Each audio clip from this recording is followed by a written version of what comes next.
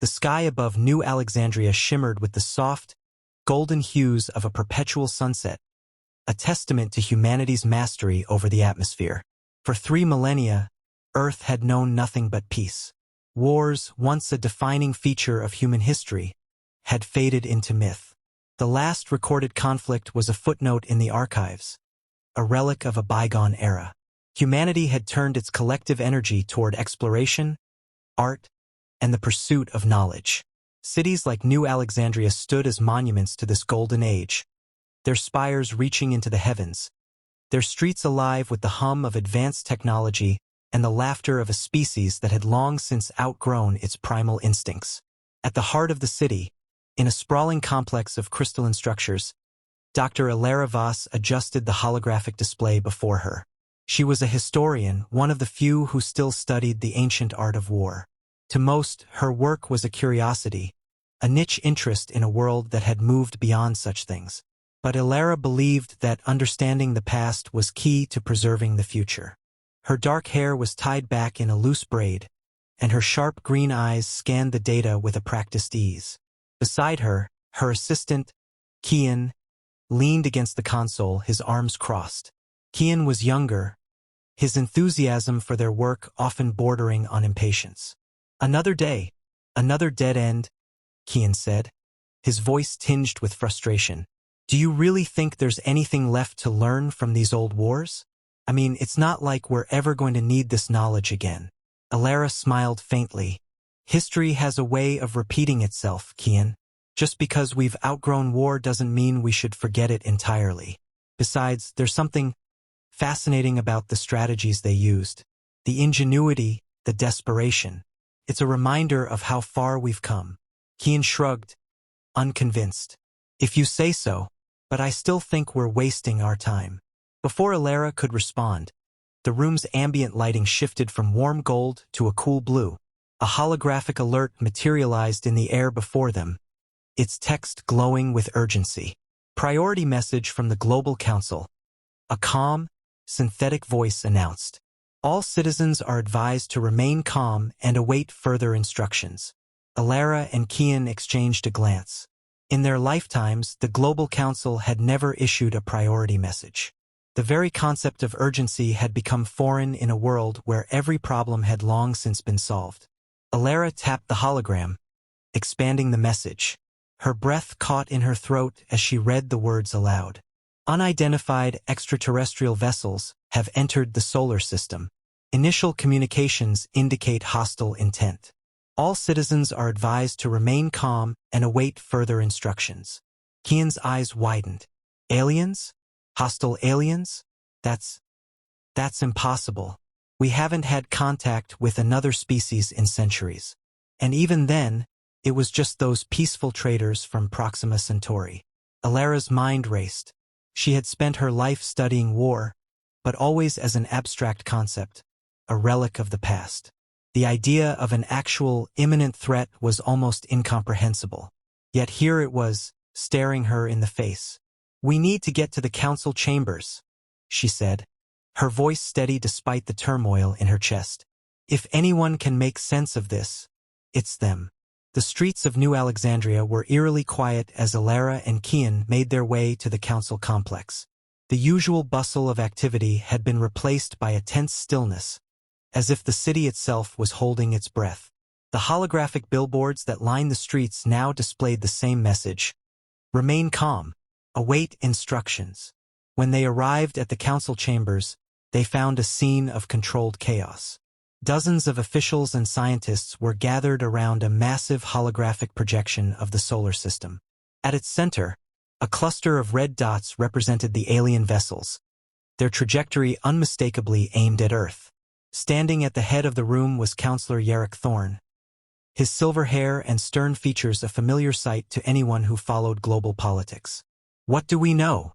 Ilara asked as she approached Thorne, her voice cutting through the murmurs of the crowd. Thorne turned to her, his expression grim. "Not much. They arrived without warning, ignored all attempts at communication, and then sent a single message: prepare for subjugation. We've tried to reason with them, but they've gone silent." Ilara's stomach churned. Subjugation. The word felt alien, archaic. It belonged to the history books she studied, not the world she lived in. "What are our options?" she asked. "Options?" Thorne barked a humorless laugh. "We haven't had a military in over 2,000 years. Our defenses are designed to handle asteroids and space debris, not an invading fleet. We're completely unprepared for this." Before Ilara could respond, the holographic projection flickered. The red dots representing the alien vessels began to move, accelerating toward Earth at an alarming rate. A collective gasp rippled through the room. "They're coming," Kian whispered, his voice trembling. Ilara clenched her fists, her mind racing. She had spent her life studying war, but she had never imagined she would live to see one. And yet, as she looked around the room at the faces of her fellow humans, faces filled with fear, confusion, and disbelief, she felt something unexpected. Not fear, but determination. Humanity had faced impossible odds before and emerged stronger for it. They would do so again. The first alien vessel entered Earth's atmosphere just as the sun dipped below the horizon, casting the sky in shades of crimson.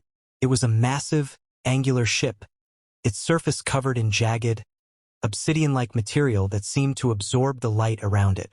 The city's defense systems activated automatically, launching a barrage of energy pulses toward the intruder. To everyone's shock, the pulses dissipated harmlessly against the ship's hull. The aliens had made their point. Humanity's defenses were useless. But then, something extraordinary happened. As the alien ship hovered menacingly above New Alexandria, a sound echoed through the streets. At first, it was faint, almost imperceptible. But it grew louder, spreading like a wave. Laughter. Not the nervous laughter of fear, but genuine, unrestrained mirth. It started with a single person, then another, and another, until the entire city was filled with the sound of humanity laughing in the face of an unimaginable threat. The aliens, it seemed, had not anticipated this reaction. The ship hesitated, its movements faltering as if unsure how to proceed. Ilara watched the scene unfold with a mixture of awe and pride. This was humanity's true strength, she realized. Not their technology or their defenses, but their indomitable spirit. The aliens had come to conquer, but they had underestimated the one thing they could never understand: the human capacity for resilience, for humor, for hope. As the laughter echoed through the streets, Ilara felt a surge of determination. The aliens had ended 3,000 years of peace, but they had also awakened something in humanity that had long lain dormant. The fight was far from over, and Ilara knew that whatever came next, humanity would face it together. The first section ends with the alien ship hovering uncertainly above the city, humanity's laughter ringing in its ears, and the promise of a battle that will test the very essence of what it means to be human. The alien ship loomed over New Alexandria like a storm cloud, its jagged silhouette blotting out the stars. The laughter that had erupted across the city began to fade, replaced by a tense, expectant silence. The Zorith, humanity had learned their name from intercepted communications, seemed momentarily paralyzed by the unexpected reaction. But the pause was brief. With a low, resonant hum that vibrated through the air, the ship began to descend, its shadow swallowing entire blocks of the city. Ilara Voss stood at the edge of the council chamber's observation deck, her hands gripping the railing as she stared up at the monstrous vessel. Beside her, Kian fidgeted nervously, his earlier bravado replaced by a palpable unease. "What do we do now?" he asked, his voice barely above a whisper. Ilara didn't answer immediately. Her mind was racing, piecing together fragments of history, strategy, and instinct. She had spent her life studying war, but the textbooks had never prepared her for this. The Zorith were an unknown quantity, their motives and capabilities shrouded in mystery. But one thing was clear: humanity's survival depended on understanding them, and quickly. "We fight," she said at last, her voice steady despite the turmoil in her chest. "Not with weapons, but with our minds. We need to learn everything we can about them. Their technology, their psychology, their weaknesses. If we can't outmatch them, we'll outthink them." Kian nodded, though his expression remained skeptical. And how do we do that? They've already shown they're immune to our defenses. Alara turned to him, her green eyes blazing with determination. We start by doing what humans do best. Adapting. We've faced impossible odds before, Kian. This is no different. Before he could respond, the room's holographic displays flickered to life, projecting a live feed from the city below. The Zorith ship had landed in the heart of New Alexandria, its massive hull-crushing buildings beneath it. From its underside, a swarm of smaller craft emerged, disgorging hundreds of alien soldiers onto the streets. They were tall, their bodies encased in sleek, black armor that seemed to absorb light. Their movements were precise, almost mechanical, and their weapons, long, glowing rods that crackled with energy, were unlike anything humanity had ever seen. The council chamber erupted into chaos as officials scrambled to respond. Orders were shouted, plans were proposed and discarded, and fear hung heavy in the air. Alara watched it all with a growing sense of frustration. Humanity had grown complacent in its peace, its leaders unaccustomed to making decisions under pressure. If they were going to survive, they needed to act, and fast. She pushed her way through the crowd to Counselor Thorne, who was barking orders into a comm device. We need to evacuate the city, he was saying. Get as many people to the underground shelters as possible. That won't be enough, Alara interrupted, her voice cutting through the noise. The Zorith aren't here to conquer. They're here to destroy. If we don't fight back, they'll wipe us out. Thorne turned to her, his expression a mixture of anger and desperation. And what do you suggest we do, Dr. Voss? We don't have an army. We don't have weapons. We don't even know how to hurt them. We don't need an army, Alara replied. We need ingenuity. We need to use what we have in ways they won't expect. Their technology is advanced, but it's not infallible. If we can find a weakness, we can exploit it. Thorne hesitated, then nodded. Do it, but you'll have to work fast. We don't have much time. Alara turned to Kian, who was still standing at the edge of the room, his face pale. Come on, she said. We've got work to do. They made their way to the city's central data hub, a sprawling complex filled with rows of holographic terminals and humming servers. The hub was the heart of New Alexandria's information network, and if there was any hope of understanding the Zorith, it would be here. Alara quickly accessed the city's surveillance feeds, pulling up images of the alien soldiers as they moved through the streets. Look at their armor, she said, pointing to the holographic display. It's not just for protection. It's integrated with their weapons, their communication systems, everything. If we can disrupt it, we might be able to neutralize them. Kian frowned. But how? We don't even know how their technology works. Alara smiled faintly. We don't need to understand it. We just need to overload it. If we can generate a strong enough electromagnetic pulse, it might short-circuit their systems. Kian's eyes widened. An EMP? But that would take out our systems too. We'd be blind. Not if we shield the hub, Alara replied. We can use the city's power grid to create a localized pulse. It's risky, but it's our best shot. They worked quickly, reprogramming the city's power systems to generate the pulse. It was a delicate operation, requiring precise calculations and split-second timing. As they worked, the sounds of battle grew louder outside. The Zorith were advancing, their weapons cutting through humanity's defenses with terrifying efficiency. Finally, after what felt like an eternity, the system was ready. Alara hesitated for a moment, her hand hovering over the activation switch. This was it. If the pulse didn't work, they were out of options. Do it, Kian said, his voice firm. Alara nodded and flipped the switch. For a moment, nothing happened. Then, with a deafening crack, a wave of energy erupted from the hub, spreading outward in a blinding flash. The holographic displays flickered and died, the lights dimmed, and the hum of the servers fell silent. Outside, the city was plunged into darkness. Alara held her breath, waiting. Then, slowly, the sounds of battle began to fade. The Zorith soldiers, their armor and weapons rendered useless by the pulse, stumbled and fell. The alien ships hovering above the city began to drift aimlessly, their systems overloaded. A cheer erupted from the streets as humanity realized what had happened. The Zorith, for all their advanced technology, had been brought to their knees by a simple, ingenious trick. But Ilara knew the victory was temporary. The Zorith would regroup, adapt, and return. And when they did, humanity would need to be ready. As the city began to recover, Ilara turned to Kian, a grim smile on her face. "This is just the beginning," she said. "We've bought ourselves some time, but the real fight is still ahead."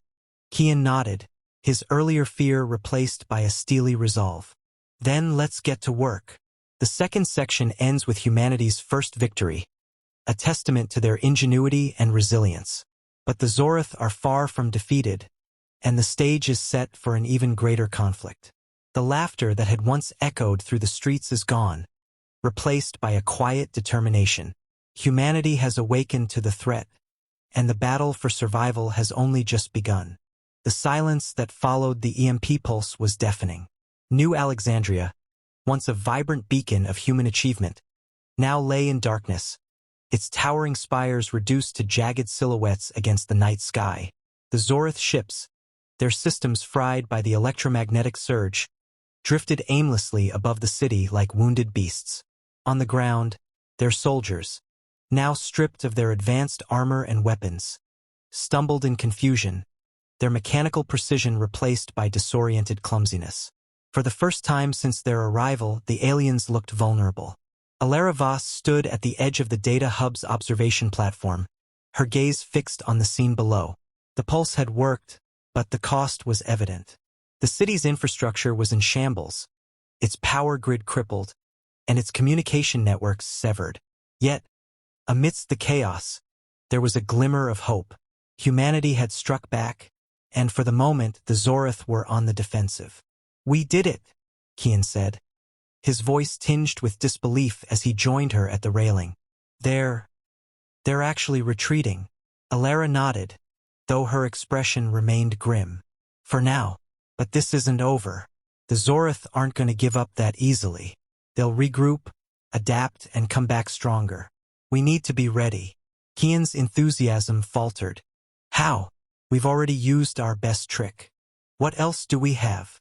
Ilara turned to him, her green eyes sharp with determination. "We have our minds, Kian. Our creativity, our resilience. The Zorith may have superior technology, but they don't understand us. They don't understand what it means to be human. And that's our advantage." Before Kian could respond, the sound of footsteps echoed through the hub. Counselor Thorne emerged from the shadows, his face pale but resolute. "Dr. Voss," he said, his voice strained. "We need you in the command center. The Zorith are transmitting a message." Ilara's heart skipped a beat. "A message? What kind of message?" Thorne's jaw tightened. "A demand. They want to negotiate." The command center was a hive of activity, its holographic displays flickering as technicians worked to restore power. At the center of the room, a large screen displayed the image of a Zorith commander. Its features were obscured by its helmet, but its voice, deep, guttural, and laced with menace, was unmistakable. "Humans," it began, the word dripping with contempt. "You have proven resourceful, but your defiance is futile. Surrender now, and your species may yet survive. Continue to resist, and you will be eradicated." The room fell silent as the message ended, the weight of the threat hanging heavy in the air. Ilara stepped forward, her mind racing. "They're scared," she said, her voice cutting through the silence. "They're trying to intimidate us because they know we're a threat." Thorne frowned. "A threat? We're barely holding on as it is. How can we possibly?" "We're a threat because we're unpredictable," Ilara interrupted. "They don't understand us. They don't know what we're capable of. And that scares them." Thorne considered this for a moment, then nodded. "So what do we do?" Ilara's gaze hardened. "We show them exactly what we're capable of." Over the next several hours, Ilara and her team worked tirelessly to devise a plan. Using the data they had gathered from the Zorith's initial attack, They identified a potential weakness in the aliens' technology. The Zorith relied heavily on a centralized network to coordinate their forces, a network that could be disrupted if they could infiltrate it. It's a long shot, Kian admitted as they reviewed the plan. But if we can hack into their network, we might be able to turn their own systems against them. Alara nodded. It's our best chance. But we'll need to act quickly. The Zorith won't stay disorganized for long. The plan was risky, relying on a combination of ingenuity, audacity, and sheer luck. A small team, led by Alara and Kian, would infiltrate one of the downed Zorith ships and use its systems to access the alien network. From there, they would upload a virus designed to cripple the Zorith's command structure. As they prepared to leave, Thorn approached Alara, his expression unreadable. You don't have to do this, he said quietly. There are others who can go in your place. Alara shook her head. This is my fight as much as anyone's. Besides, if anyone's going to pull this off, it's me. Thorn hesitated, then nodded. Good luck, Dr. Voss. Humanity is counting on you. The infiltration was a harrowing ordeal. The Zorith ship was a labyrinth of dark, twisting corridors, its walls lined with alien technology that hummed with an eerie, otherworldly energy. Alara and Kian moved cautiously, their every step fraught with tension. The ship was not entirely abandoned. Scattered groups of Zorith soldiers patrolled its halls, their movements slow and uncoordinated but still dangerous. After what felt like an eternity, they reached the ship's central control room. The air was thick with the acrid smell of burnt circuitry, and the walls were lined with holographic displays that flickered erratically.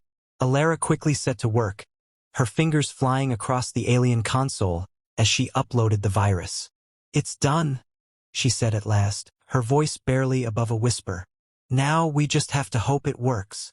As if on cue, the ship shuddered violently, its systems sparking and sputtering as the virus spread. The holographic displays went dark, and the hum of the ship's engines faded into silence. Outside, the other Zorith ships began to falter, their lights dimming as the virus took hold. Alara and Kian exchanged a glance, their relief palpable. We did it, Kian said, his voice filled with awe. We actually did it. But their triumph was short-lived. The sound of heavy footsteps echoed through the corridor, growing louder with each passing second. Alara's heart sank as a group of Zorith soldiers appeared in the doorway, their weapons raised. Run, she whispered, her voice urgent. They sprinted through the ship's corridors, the Zorith close behind. The ship was falling apart around them, its systems collapsing under the strain of the virus. Just as they reached the exit, a deafening explosion rocked the ship, sending them sprawling to the ground. Alara struggled to her feet, her ears ringing. The Zorith ship was collapsing, its hull buckling under the strain. She grabbed Kian's arm and pulled him to his feet, and together they stumbled out of the ship just as it erupted in a blinding explosion. The force of the blast knocked them to the ground, and for a moment, everything went black. When Alara opened her eyes, she found herself lying on the ground, her body aching but intact. Kian lay beside her, his face pale but alive. Alara let out a breath she didn't realize she'd been holding. It's over, she said, her voice barely above a whisper. We won. Alara looked up at the sky, her gaze fixed on the stars.